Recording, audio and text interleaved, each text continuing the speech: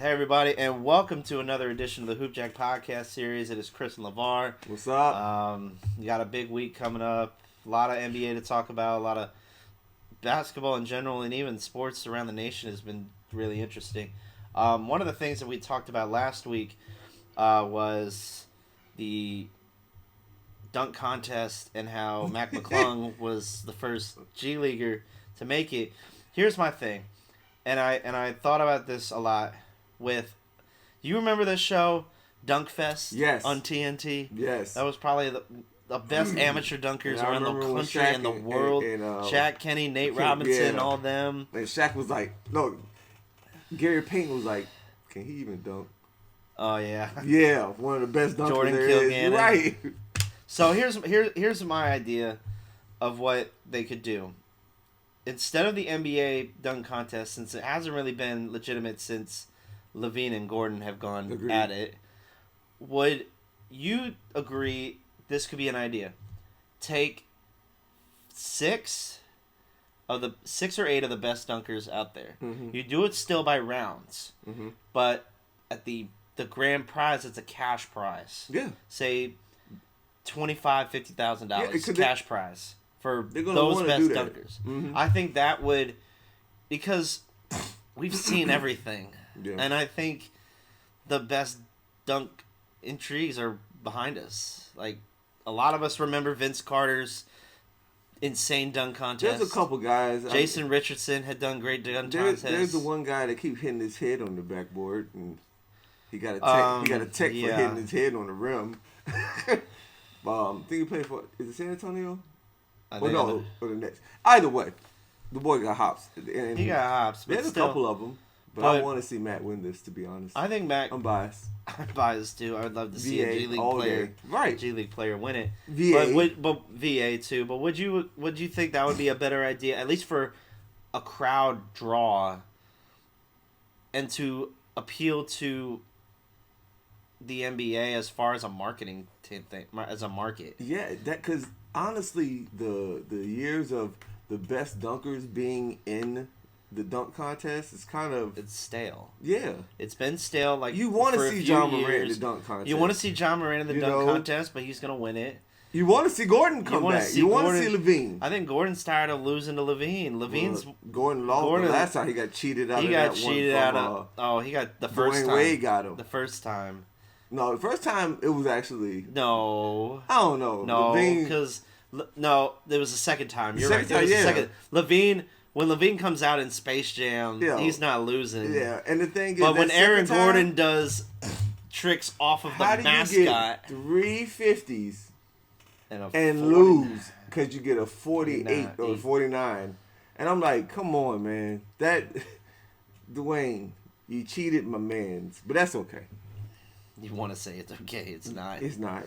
It's not. But I think that could be a marketing deal that they could do where it also brings an outside crowd of dunkers that you always see on YouTube, TikTok, Instagram, and it brings that market too. Right. Like, those guys are legitimate dunkers. They do insane tricks, and they do that the whole year. These guys in the NBA, think about it over a weekend. And that's what I'm saying. I want them to bring in them outer dunkers. I want to bring, professional dunkers. Professional dunkers. I do. That you would have outside of that area. And it would be great for the brand. Yeah, because you see some of these dunks on YouTube right now. Most of the NBA players ain't doing these dunks. No. So, I want to see those dunkers, to be honest. But I think it'd be great to see it, like you said. But moving forward from that, we have a very special surprise from a fan of the show. Oh, yeah. We are using a new logo for all of our video content. I made this agreement with him. He was right. He was okay with it as long as we used it. So if you're on YouTube right now, you can go check it out. I got to say, I am 100% pleased. I'm impressed, I man, like to be honest. This look. You know, the microphone and the stick figure dunking. And the hoop. In the background.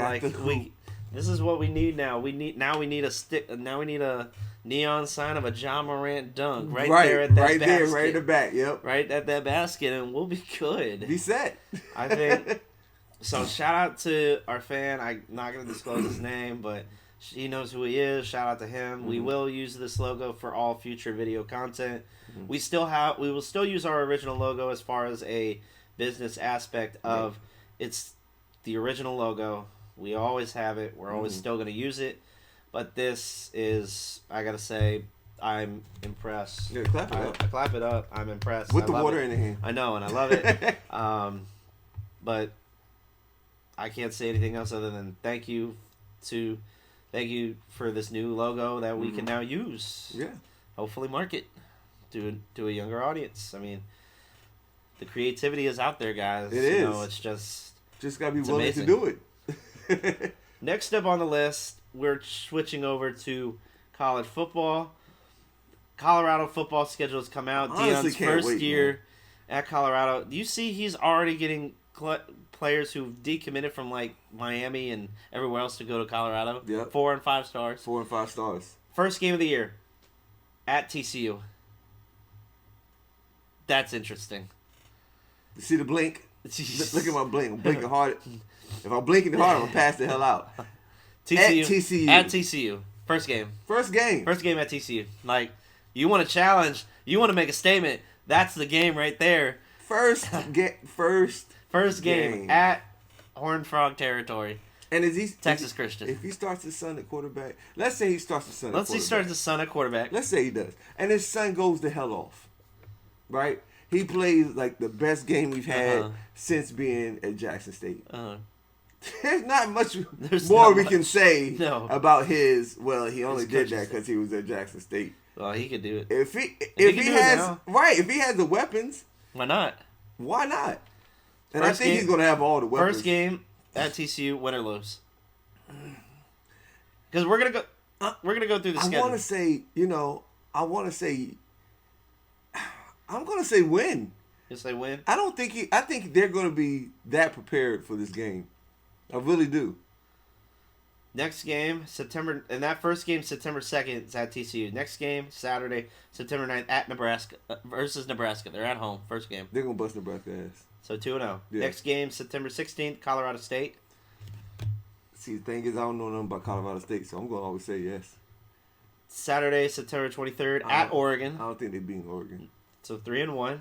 Saturday, versus USC. I don't think they beat USC. Is the quarterback going? I'm not sure, but I still don't think they would beat USC. If the quarterback's going, yes. If they don't have Bryce Young there anymore, yeah.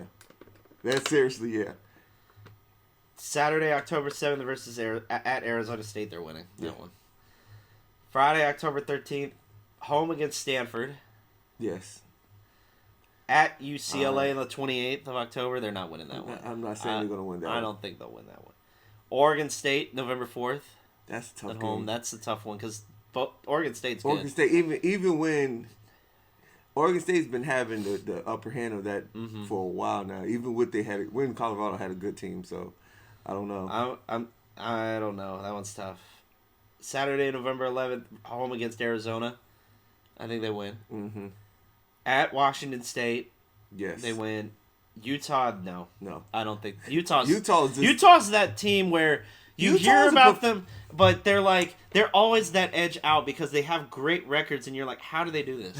Who are they beating? And then you see who they're beating, and they're beating legitimate contenders. Right? They're beating legitimate teams, and it's crazy because you're just like, nah, I don't believe it. I don't believe it 1 minute. But then you look at how you watch them play, you're like, wow, they organized.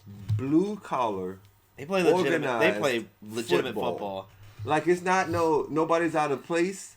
They're like the San Antonio Spurs of college football. Right. They're organized. Exactly. No star. Fluent. There's not one genuine star. One star, but they have 12 of them. That team together, they're a deadly force. Always. One individual can't make it, but all 11 on that team that starting lineup can definitely do it. And I say the 12th man because their kicker is always on point. So first year he has a winning record. He goes to a bowl game. Yeah.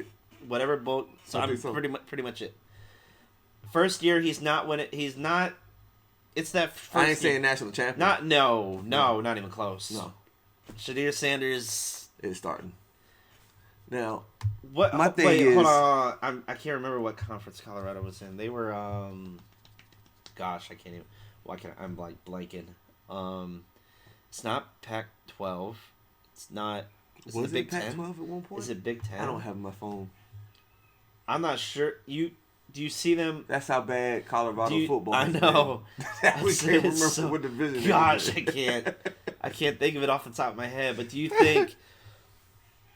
Do they go to the conference title game? Yes.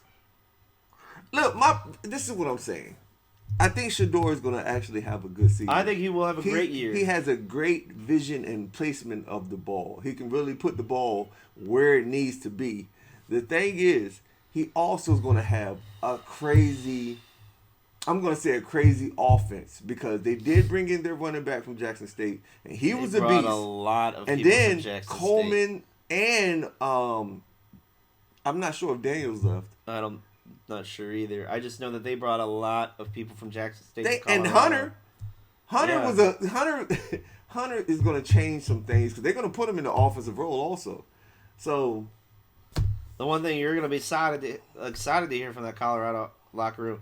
Now give me my theme song. Yeah, give me my theme song. Give me my theme song. I honestly think, and the thing is, like you said, he's getting all these 5-star, 4-star recruits. Here's another thing that I would ask, and looking at it from an aspect of, because we've seen it in college basketball, and it's different with college football because there's not a one and done rule for college football. Right. You still have to stay at least 2 years. Yeah. Now, is it going to be too much for Deion Sanders to kind of have? I'm not saying he won't have the reins. I'm saying you're going to have guys 4 or 5 on that roster who are not starters, frustrated. Mm-hmm. I think But you want to know something? I think he's a legitimate market. He has a legitimate market tool. I think he's going to be a great coach. But you're bringing in a lot of this talent who's frustrated at not getting enough playing time. They'll leave. But you want to know something though? They'll leave. They could leave, but let's say they do have a winning season, and then you have stars or starters or whomever is going to be leaving, going to the next, and then they come back in. You're playing for Deion. You're going to be seen. If you're playing for Deion has a very high voice. Deion had pros come down to Jackson State, the pro scouts, come down to Jackson State to see their pro scout day or whatever. So you will be seen. So if you leave that, you're not going to get that type of exposure that you would if you were Deion, to be honest. Yeah. Because Deion is a bright light right now. He is a bright light. You should be, right now, people should be talking about Alabama, what's TCU going to do when they come back. But all you hear is Colorado football. Yeah, I haven't talked about any other college team other than Colorado. Except for Colorado. Hell, I don't even look at basketball right now because I'm just looking at Colorado's schedule. So, it'll be interesting to see the year. We've gone through it. He'll have a winning record. Mm-hmm. Conference title, who knows? Maybe. I think give it 3 years. 3. Because he's at the doorstep to a national title. Yeah, overcome Utah. I give it 3 years. He'll be on the doorstep to a national title. Yeah. But it's also the strength of the schedule. Yeah, that's you look at the strength of the schedule. The tough opponents I see: UCLA, TCU. SC, TCU, Oregon, and Utah. Yep. And Oregon State. At least half his schedule is decently competitive. You have UCLA, Oregon State, TCU. SC is debatable depending on depending on who's back. Right. Oregon is still legitimate, and Utah is very legitimate. Yeah, so you have at least half your schedule that's decent competition. Mm-hmm. You add a little more. I mean, you want some of those games like Colorado State to boost the stats, Arizona State to boost the stats. Mm-hmm. You want even Washington State to beat the stats. Yeah. But sometimes you might need to add a little competition. Take one of those out. You add in an SEC or an ACC school. Yeah. I'd say you add a Florida State, or you add a Clemson, or add Florida State. That'd be nice. I think a Florida State would Florida State beat his own school. Oh yeah, that'd be great. That'd be hot. You want me now, Florida State? Right. I'd say that'd be pretty good. That'd be nice, yeah. But Be interested to see moving forward what it's going to be like. We're going to take a quick commercial break, guys. When we come back, we have our one-on-one Hooper profile with West Virginia State men's basketball player Samier Kinsler. So stay tuned. Welcome back to the Hoop Jack Podcast Series, fans. And today, for our one-on-one Hooper profile, we have a very special guest from West Virginia State men's basketball program. We have Mr. Samier Kinsler. Samier, it's great to have you on the show. Great to be here. So, you were actually not from the West Virginia kind of area. You actually grew up in Philly. Is that correct? Yeah, I grew up in Philadelphia, North Philly to be exact. So, growing up in Northern Philadelphia, how did you kind of get involved in sports, and what kind of took basketball to be the one that you wanted to kind of achieve?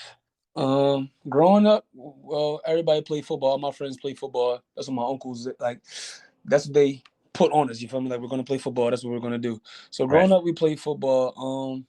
I probably think I was probably like 9, maybe 10 years old, and one of my mom's friends had a coach who was coaching a little league team, and he told me to come play, needed players, and I played and I liked it. Then before you knew it, time went on, and it came to like 6th, 7th grade. You feel me? And I'm like, all right, I'm getting good at this. I stopped losing the love for football, and basketball's been in ever since. And then, so it was just kind of like, I could understand like one sport kind of taking over in kind of one area, Yeah.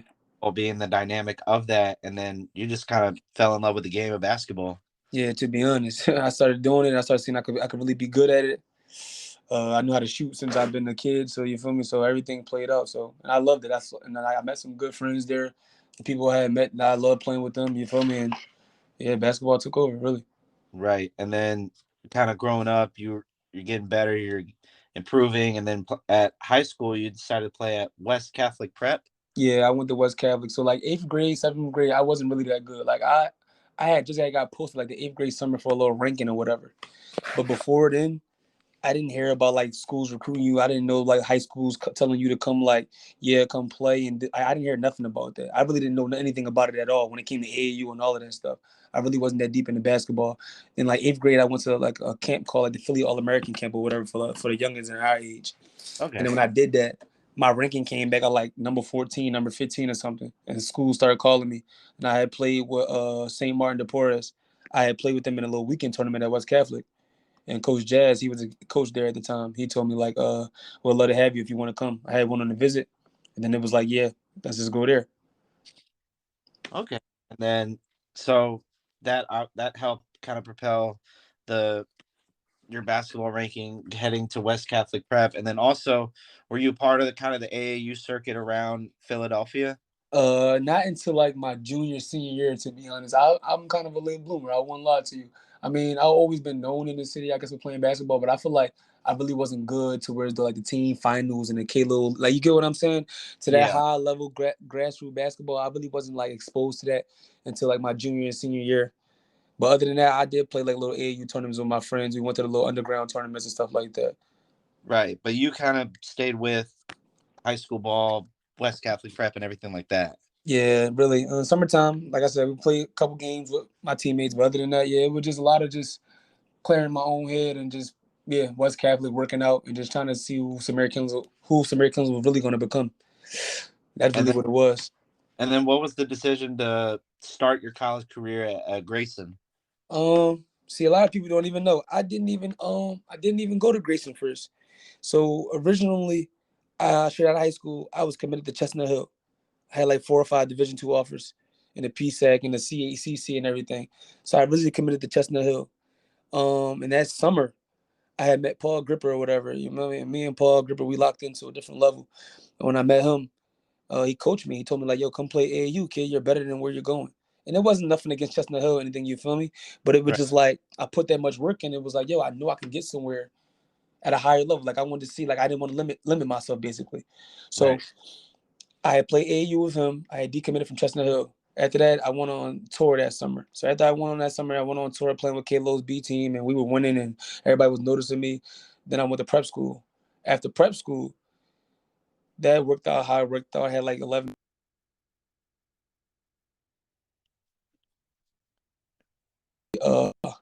Yeah, I went to Mansfield. Mansfield told us that like our mid-year, because it's cool, it's COVID. Mansfield tell us like we're not having the season. So I had got a call from Coach Monarch and some of my Philly homies that I grew up playing basketball with. They told me like, "Yo, we need a player. Can you come down in January?" And I had transferred this semester, and that's how I went to Grayson.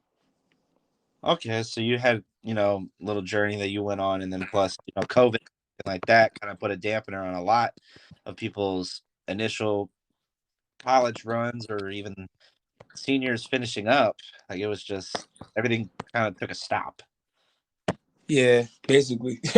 So and Texas was the only place that really was playing basketball. So we went out there, JUCO, my freshman year. We was like 28-3. We was conference champions and everything, and it was cool. So I came back for my second year. Things went how they went there, and then I ended up at West Virginia State. And then that was actually leading up to my next question.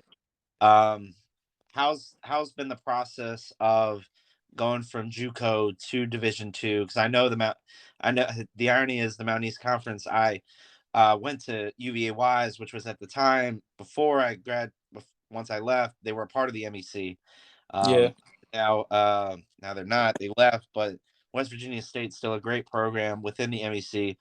How's been the transition from JUCO to Division II, and then what was the decision kind of to go to West Virginia State? So the decision came from, to be honest, JUCO was tough. Like it was good. We had our fun, but like it's everything everybody talks about it from the past. Like how people go to JUCO for and they say like, "Yo, JUCO's a grind." I just want everybody to know like that's really a grind. You feel me? You go through some tough times in JUCO. So leaving JUCO, of course, the goal was to go Division I. That's what I was at a Division I JUCO. I was doing my thing. And I just had people I had the right people in my corner, the right people in my ear, and they were just telling me like, "Listen, don't force Division I, where you can go somewhere where you want it and you'll play." And my biggest thing is like, that's my thing for everybody. I feel like go where you want it, go where you're gonna play and where you're gonna be able to look good and do what you want to do around somebody that's gonna help you win. So go to where you can make a difference. yeah, basically, you feel me? Go to where though you want it and where you feel love, where you feel like nobody wants to sit down all day. Basically, you get what I'm saying? Everybody's good enough to play basketball. I feel like if you're there for a reason. And I feel like only 5 people can play at a time. You understand? So it's like go where you want it, and that's really what it was. So I had a couple of Division I schools talking to me, telling me they was interested, they was willing for me to have me and everything and all of that. So it was good, but my D2s that offered me, they were telling me like, "Yo, if you come here and you handle business and you work hard and you do what I'm capable of doing, I'll be able to play." I took my visit to West Virginia.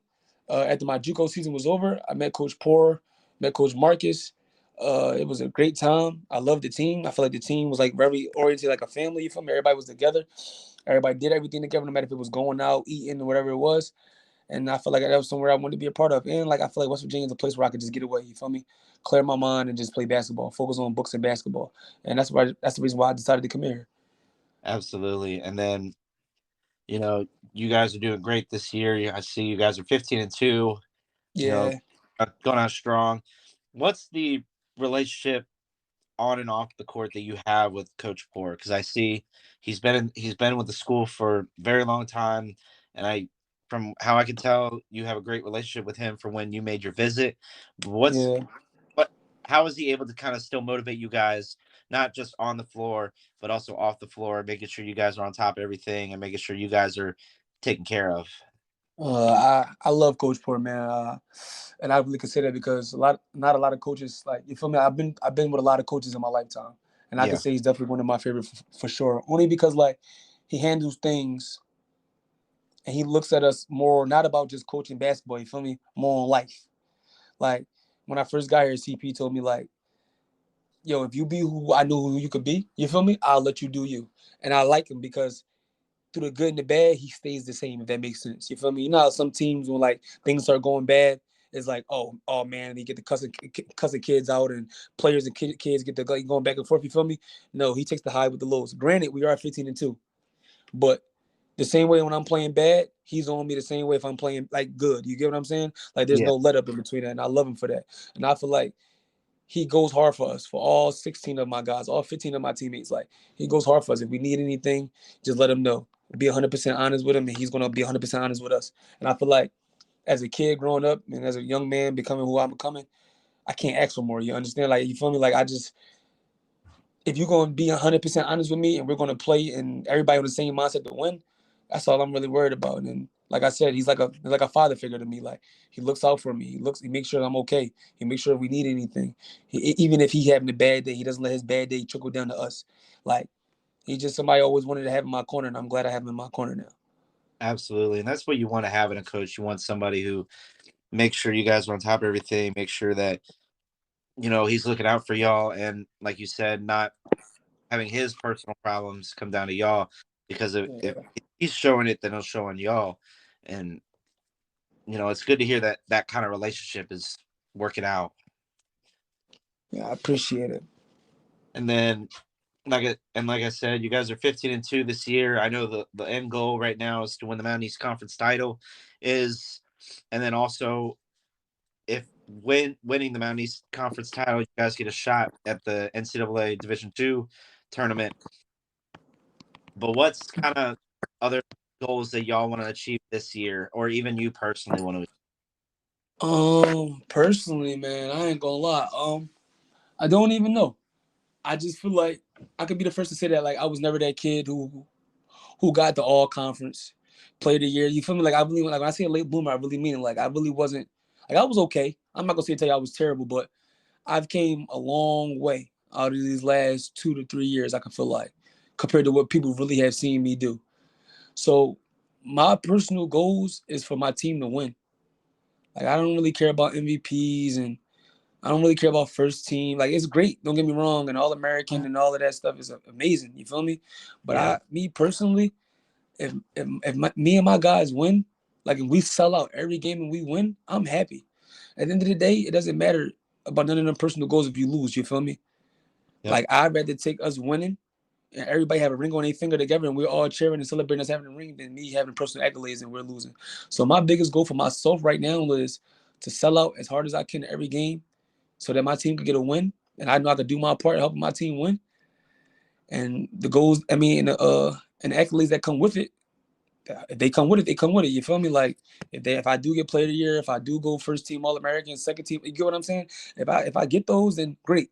If not, oh well. All I really cared about is me winning and my team looking good while we win. That's really it. It's good to hear that you being a team player and everything like that, because everybody on that team wants that, to make sure not only that they do well, but the team does well. And the focus is Yeah. team first. Definitely. I mean, it's we over me. You feel me? Like that's something that CP's been preaching. That's something I've been preaching to my team. Like at JUCO, I played with a lot of kids. I mean, like I played with some homies that was from my city. You feel me? So like it was literally us and a couple of other players from around in certain parts of the areas, and we literally went up Texas and won. And I feel like we won because we had that relationship to where as though it was like, I don't care if he has 40. I don't care if he has 30. We're gonna feed the high hand and we're gonna. You feel me? It was all about getting a win. Like that was the main important goal. Win before anything else. And then we'll figure everything else out after that. And like you said, them accolades gonna come because they're gonna find the winners. You feel me? Nobody wants to have nobody that has 20 points a game and losing. You feel me? Like it doesn't prove anything. Like it just doesn't. So I'd rather me be the kid where all my teammates we got 13, 12 points apiece and everybody's going off and then we get our accolades how we get our accolades. Because like I said, at the end of the day, nobody cares about a team that went 15-2 or 20-1 or 20-9 and then they lost. You get what I'm saying? Like Right. at the end of the day, all that matters is really a championship. So that's Uh, that's just my biggest mindset. Like I just want to win. Nothing matters more to me than winning. and I know with NCAA athletes right now, kind of becoming entrepreneurs in the sense of creating their own brand, and with the NIL, have you looked into trying to, I know being a sophomore, you still have time to make a name and continue on that path, but have you thought about trying to go into the entrepreneur route and try to create a brand for your own, for yourself and for the name? Yeah, for sure. I mean, I've been thinking about it a lot. I got some people that reached out to me, so hopefully they get back and we can communicate and set some things up. I'm open to everything, man. Whoever's listening to the podcast, I'm willing to do anything for the Niles. It's a great process that I would love to be a part of. And I know But time right now, and you'll have a lot of time after the season ends to kind of, get everything in order, what you want to do and everything like that, and still for focus on sure, school and then keep working on your craft. yeah, for sure. But yeah, so I got there's definitely a couple people that reached out to me. You feel me? A couple local people back in my city that's reached out to me about NIL deals and the partnerships and everything. So, man, yeah, I'm willing to do it. But that's really what it is. Just every day. Someday my high school coach, my senior year, he installed into me is just like no shortcuts. Miguel Boca Chica, he used to coach at MOTEB, he coach at West Catholic now. The West Catholic high school kids, they're doing exceptionally well. He took them to the tournament and everything for the first time in like 80 years at West Catholic. You feel me? Like he turned that whole program around. So like, and I had him my senior year. I wish I'd have had him for more years, but he's a great coach. And he always instilled to me that like hard work is what gets you to where you want to be. Like no shortcuts. Even on the days you don't feel like it, you can't take no shortcuts and you gotta always sell out. And ever since he instilled that into me, and I seen it like, yo, the work really shows if you really put the work in and not just say you put it in. You feel me? Like if you really go in there and grind and do stuff that you can't do every day, it really shows. And right now, with everything blowing up for me, he and a couple other people, or some people that I just praise in my corner, and I talk to all the time because it's just like it's showing. You feel me? Like it took a long time for it to show, but it's finally showing, and I just believe and I stick to it every day. Just keep working, no matter what. Absolutely.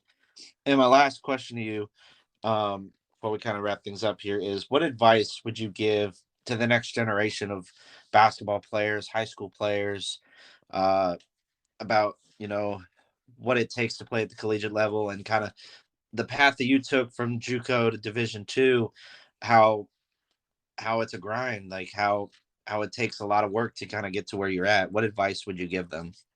Um, I would just say, man, put your head down and keep working. Like with today's world, social media takes over a lot of things. So people see other people doing stuff and they're like, damn, man, like why not me? You feel me? I was one of those kids. I used to get in my head a lot, like, yo, I'm just as good as them. Why can't I get this? And I figured out like, run your own race.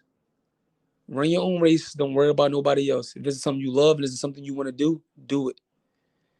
Like, get it done. Do it. Just keep working. Don't stop working. That's all I really could praise. Like, I really took a lot of hours in the gym, a lot of sacrifice being in the gym to get to where I am right now. And I still got a long way to go, like a super long way to go. So my advice could be, man, come from JUCO. And when you come from JUCO, be open to every situation. That's another advice I have. Be open to every situation because you never know how you could meet somebody and how it could turn out to be better for you in the long run. Like communication, friendship, building relationships, it means a lot. So you might be the coach that right now is at a D2.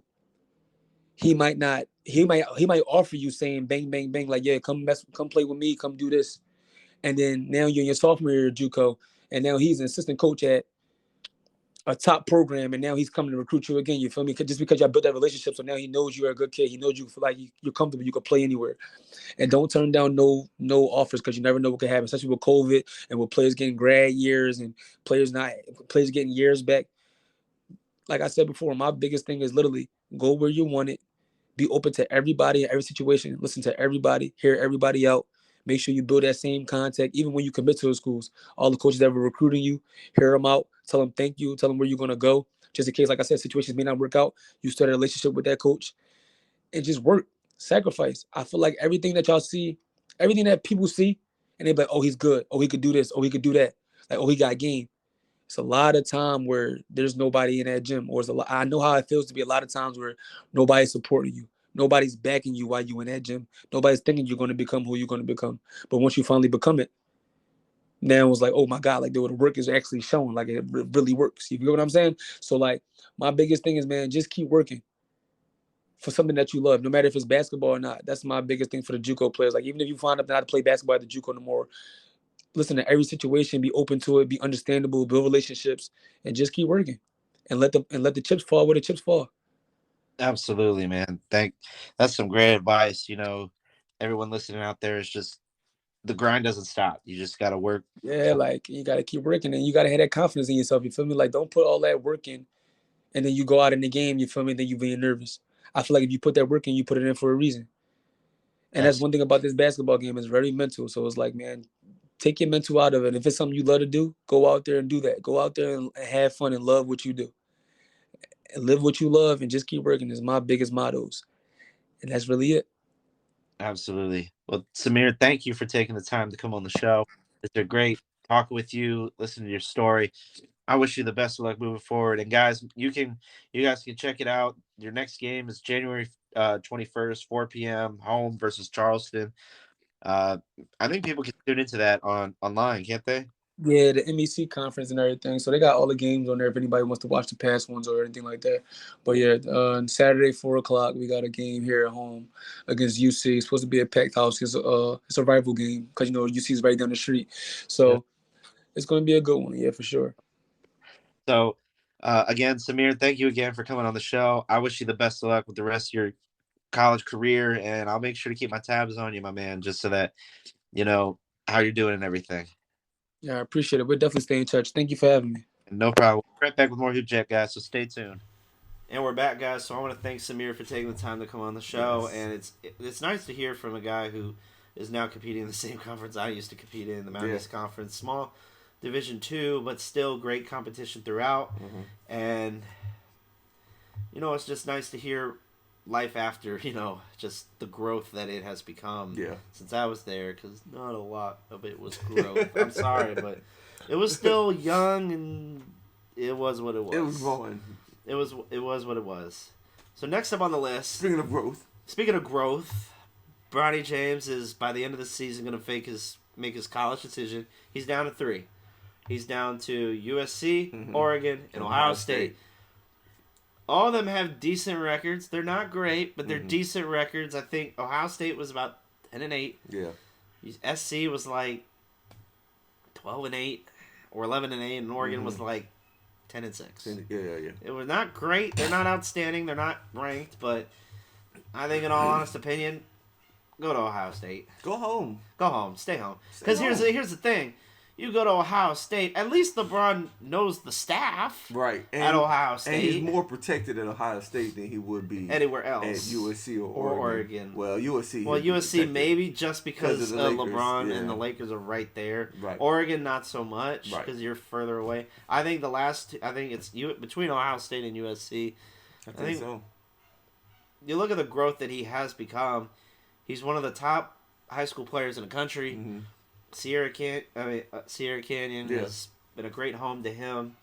The only reason I could see him staying in California is because of Sierra Canyon in that kind of area of where it is. And California still is a great basketball area. Right. Now, Ohio State would give him more because of a story. Because if he stays home and they do good, that would definitely boost up everything. That would boost up his draft ranking, period. If he stay in USC and still do good, It's still because next thing you know, he's going to the Lakers, and or wherever he's drafted, and then whoever he's drafted, LeBron's going right there, or that too. I mean, it's just because right now the Lakers are not they're not really a lottery team. But LeBron said he wants to finish play at least one. He wants to finish career Lakers, and or at least play 1 year with Bronny. So and you think them together? They have at least a legitimate title run. Mm-hmm. I mean, to be fair, who knows? Well, shit, the way Bronny playing right now, I mean, the boy look like he's damn.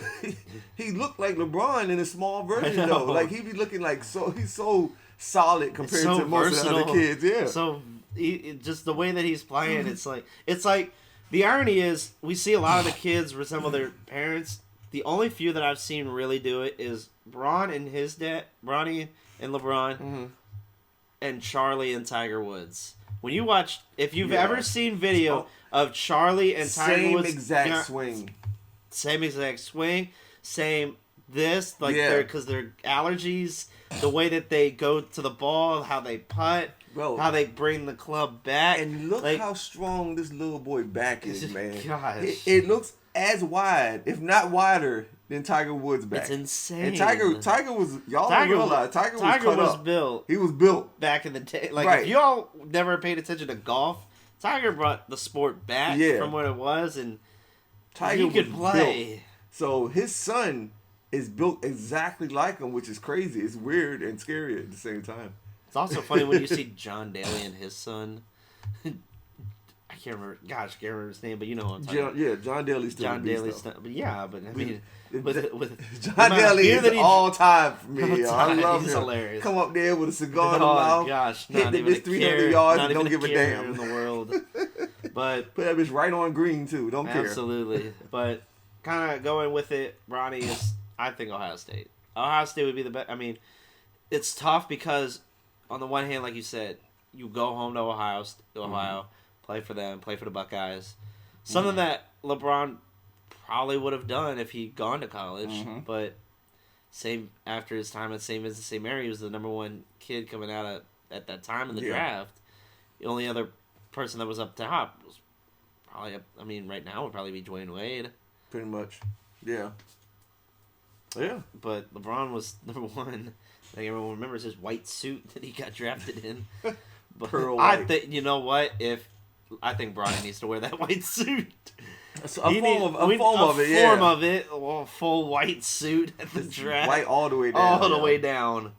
Go home to Cleveland. I really feel that he's going to go USC, though. Something making me think of USC. The only way, because of all the family being in California right now, that's the only thing that would draw him to USC. That lifestyle. That lifestyle. He's been living there for a while now. Yeah. The only time he hasn't was probably when they were in Cleveland. And I don't think he want to be in that damn cold.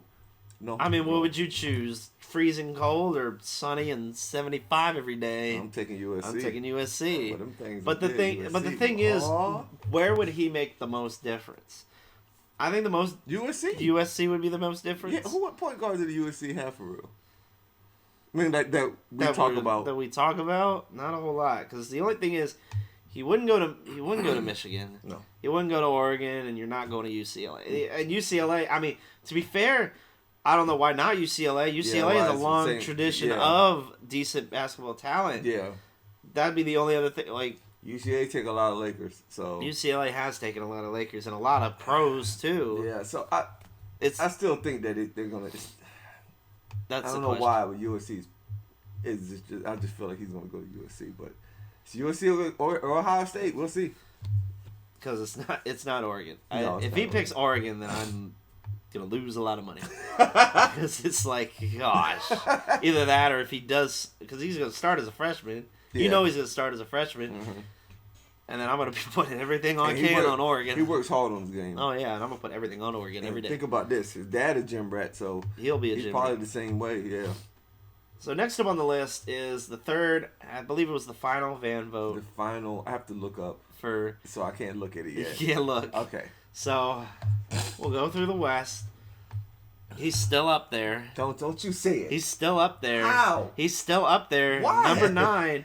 And with 692,000 votes, Kevin Looney is still number 9 on the West front court. Damn it, y'all. Kevin Looney? I'm just saying. His numbers are not legitimate. Why is Sabonis lower than him? That makes no sense to me. Why is Sabonis lower? And they have a winning record. Yes. I mean, okay, Looney do. But that's not not as big as what Sacramento. Sabonis, right. Sacramento has. Sacramento was supposed Nobody to be thought Sacramento would be 13 to 14 wins this year. Not 20 something. Not damn near. Not near 30 and damn near top of the West. Right. So the top. I mean, you have LeBron, Jokic. Yeah. I still don't. I mean, Davis is there, but he'll be replaced. He'll be replaced. Zion is 4th. I mean, that's understandable too. But then the irony is that you have three Golden State players on the front court and 2 in the back court. But guess what though? I'm looking at that front court. You have Wiggins. They're not going to be able to. They're not going to even be able to play. Wiggins is still out. Wiggins is out. Paul George is out right now. Markkanen. Oh, now Markkanen is balling. Markkanen is definitely balling. He is balling. And then you have Draymond. Of course, I'm not going to say nothing bad about He's Draymond. not, but he has the numbers to back it up. I cannot say he makes so much of a stupid ass difference on the court. He does. I can't say anything bad about him. It's Looney needs to be off this list. You got to go. And then Sabonis has been dominating. He needs to be moved up. And then the guards, you got Curry, Doncic, Morant, Gilgeous Alexander. Yes. Those top 4. Gotta take that. Yeah. Clay, I mean, he's been okay, but still injury based. I love you, Clay. I love you, but you got to go down, man. But why is De'Aaron Fox also at 10? He should be up. He should be at least 8. Yeah. Maybe 7. Who's above You got Westbrook, Lillard, Reeves. We still have Austin Reeves. Why do we I'm a Lakers fan, but why is Austin Reeves at 8? Oh my God! These people don't know nothing about the game. I'm sorry. He does have a great name. But he doesn't have the numbers. He does not have the numbers. It sounds like he should be on Yellowstone. But Austin Reeves, tell me that's not a good Yellowstone name, bro. Shout out to Yellowstone for being one of the best shows that's out there right now. I'm dying. Don't die in the corner, man. Oh my God. But I feel that somebody is tripping when they have Austin Reeves up there. Period. Okay. Just because he scored 9 points one time. Oh my 14. gosh. I'm sorry, but it doesn't make any sense. Why is De'Aaron Fox a 10? Don't make any sense. That's not even fair to what he's done this year. That's what I'm saying. Why is he a 10? He's averaging damn near 25, 26 a game. You got the man down behind I'm Austin Reeves. Bro, I'm done with the West. I'm through with it. Just finish. All right, the East. Okay. Antetokounmpo, Durant, Tatum, Embiid, Butler. See, I really can't complain. At all. I think Boncaro should be up a good. little bit more. I think switch Kuzma and Boncaro were But you good. want to know, the thing is, being that he's a rookie. Being he's a rookie, I get it. Yeah. Randall probably could still be up. He can. And Nick Claxton is... I don't want to say he shouldn't be there, but he makes a difference for the Nets. Yeah. I don't know. I don't have any problem with this. No, I'm not going to debate that one. Guards, Kyrie, Irving, of Mitchell, course. Brown, Harden, Young, DeRozan, Ball, Halliburton, Derrick Rose. I think, here's the thing. Derrick Rose should be top 15, not 10. Right. I love Derrick Rose, but he's a great sixth man, but he's not. The numbers just aren't there. No. The numbers are not there. Y'all don't understand. I am a true heart Derrick Rose fan. And I no love matter Derrick what team Rose we go too. to, He's been an inspiration to a lot of teams. I just don't want him to be the youngest NBA MVP. One of the youngest. It doesn't make any sense to me. I don't really know. doesn't. Garland should be above. But I think Derrick Rose. You want to know something though? I'm gonna find something funny. They have Tatum at number 3. Have you been looking at Tatum play right now? He should be up. Man, he's acting like he's going to get this MVP. But he's not. The only problem is because of Brown. Well, him and Brown's damn. Him and Brown are even numbers. Yeah. So that's the reason why he wouldn't get the MVP. That would be the main reason right there. One of the reasons. You know they're going to give it to the Jokic. He's still... God, I mean, I'm not going to complain about that. And then speaking of numbers, according to the NBA.com, Power Rankings came out. Number 1, Denver. Nuggets have won 6 straight games, 60 of their last 19. They're on a roll. And I said 30-13. I don't see nothing wrong. Nope. Jokic wants another MVP year. But here's the thing. He's playing that way. He's playing that way, but when it comes to playoffs, he sucks. My thing is, if nobody get hurt, please, nobody Denver. gets hurt. Just for once, man. Stay healthy. Let's see what you can do healthy. You got Boston at 2. Legitimate. Definitely legitimate. 4-0 against the Nets, Bucks, and Sixers after their rest disadvantage win in Brooklyn on Thursday. Bucks, and Sixers. 4-0.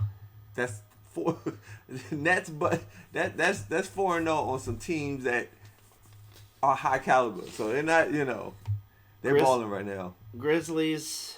Yep. Lost a couple of double digits. Had a 19-point lead cut to 3 by the Spurs, but the Grizz remain undefeated, quote, undefeated, in games they've led by at least 10 points. But we've said this last year. They look good on paper, but they're not a deep-run team. Do we see a difference this year? Can Ja Morant lead them over the hump? The problem is it's not even really up to Ja Morant. It's the rest of the team. Yeah.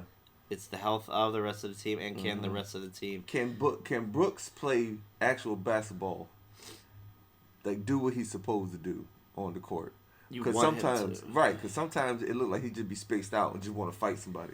Kinda, yeah. And that's it. He forget about basketball and be like, well, time to throw these hands. Done. Got 4th. We got Brooklyn 27-5. They dropped.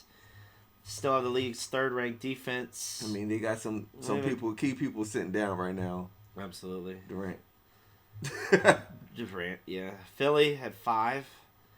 27-16. Each of these 4 games back. Embiid, he's played fewer than 28 minutes in 2 of the 4. He's taken 57% of the shots in the paint. Which the thing is, if the Warriors lose Harden or Embiid, that's it. The Sixers. The Sixers. Shit. This is sorry. Yeah. They ain't got nothing else after that. Not really. They gave away a lot of their bench. Yeah. Cleveland at 6, 27-17.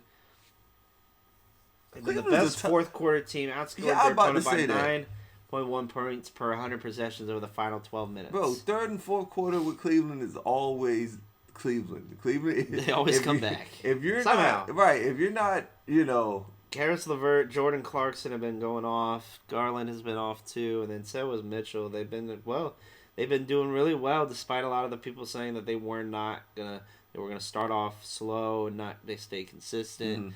They were gonna be a late bloomer team, which in all essence they're still staying within the pack of the middle of the group. Yeah. Still within a playoff spot, but not a play-in, which I think would be better. I'd rather be in playoff.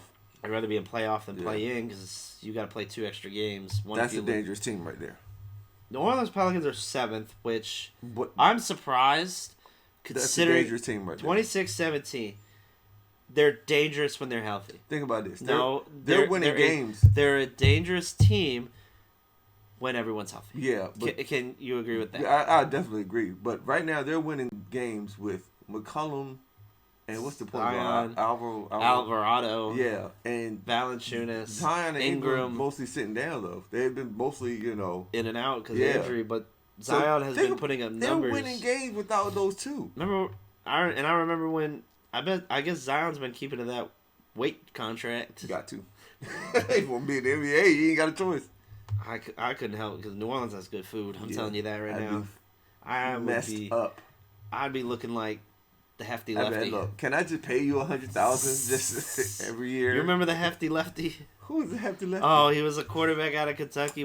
Big boy, number 55. Yeah. I remember, Hefty lefty. 320 pounds of pure talent. Hey, mobile quarterback. He could throw. That was crazy, man. You ever seen him? He had a strong arm, too. He had a strong arm. He plays in like arena football, like semi-pro. Hefty lefty is what they call him. Milwaukee at 8. But they're always like a second. Yeah. They're always a second half team. But we already know that they're a contender. Yeah. Sacramento's at 9. They've come through to the top 10, and nobody 24-18. Nobody saw this. Never even thought about this, yo. We did not think they'd get 20 wins this whole year. Barnes is balling right now.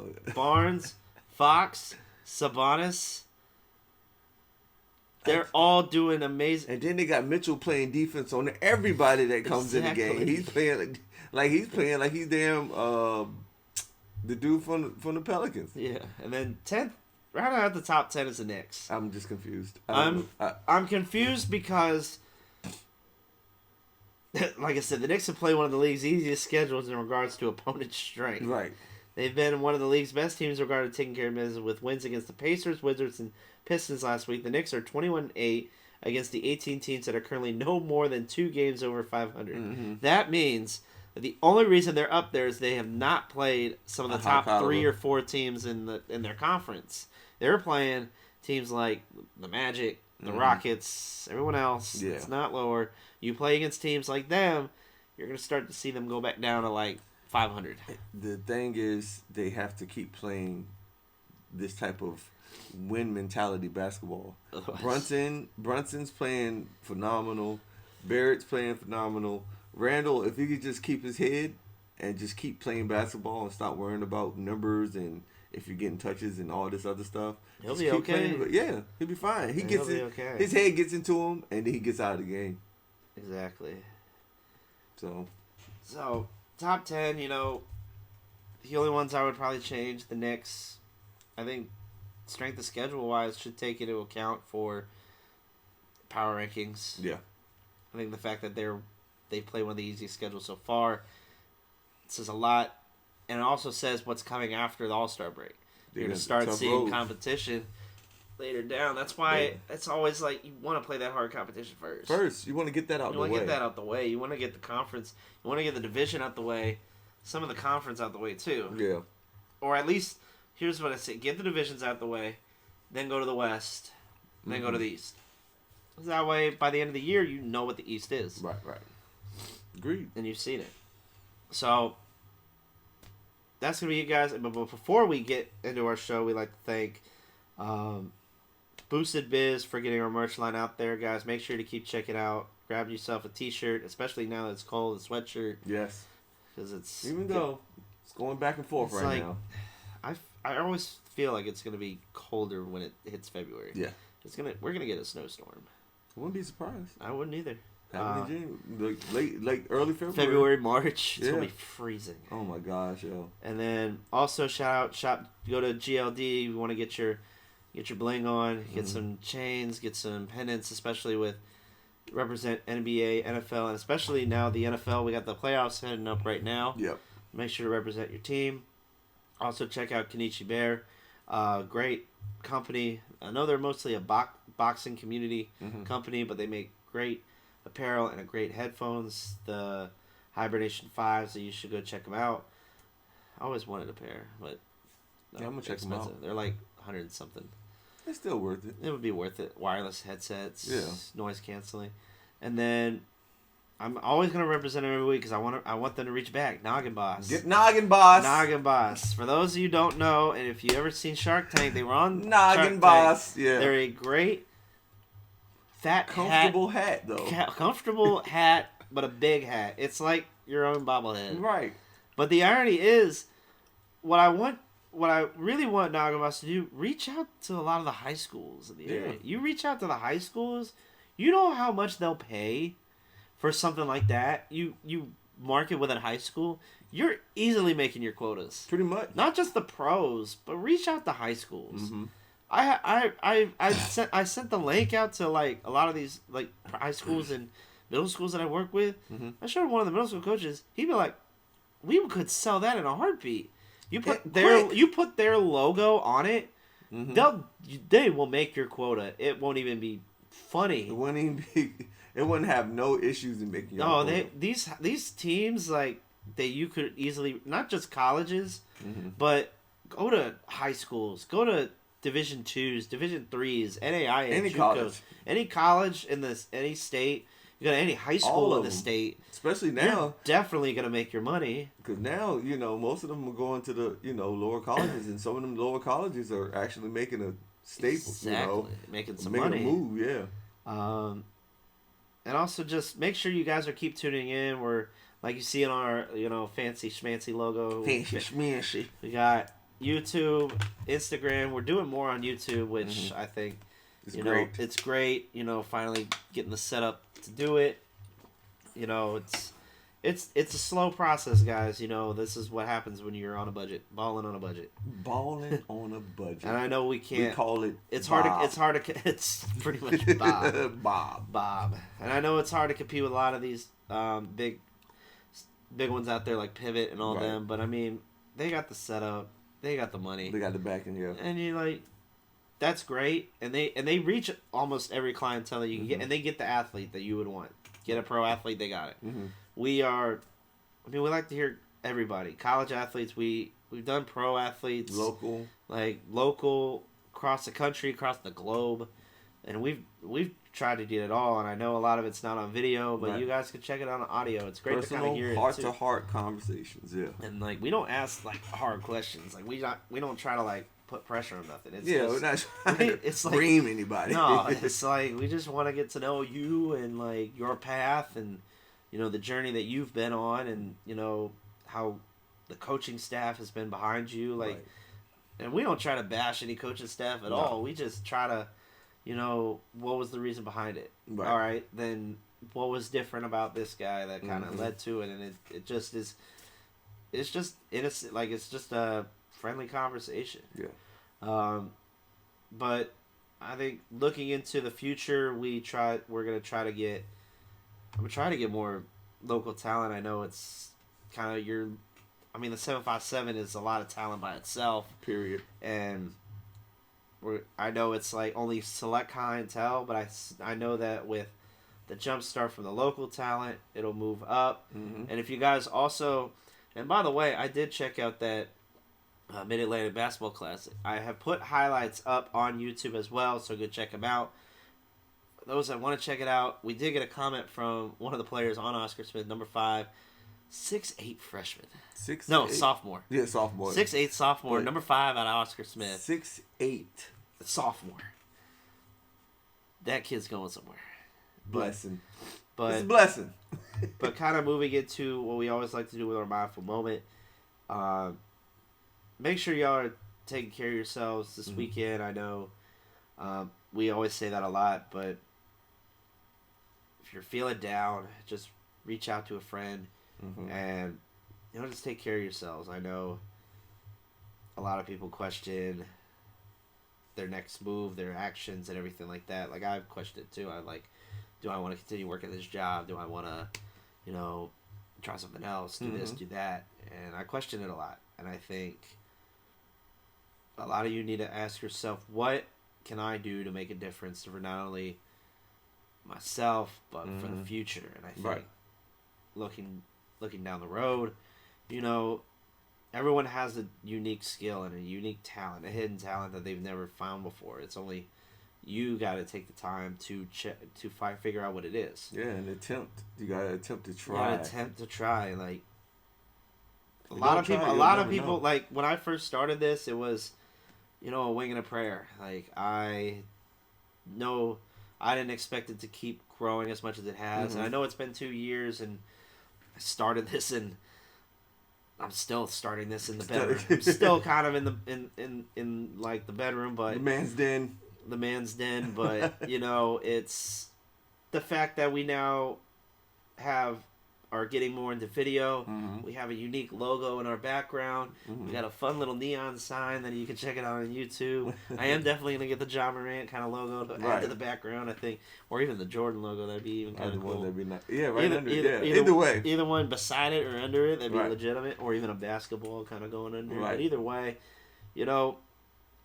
it's how much work you put into it, and everyone says if you don't make success right away, you kind of just got to kill it. I mean, that's true for most cases, but not every case. This has been just fun to do, and I don't treat this like a job because I'm not that I'm making money off of it, because I'm not, but it's the growth of what it can lead to, which is taking this brand and moving it bigger, or somebody saying, we like what you want to do. Right. Would you be a part of this brand?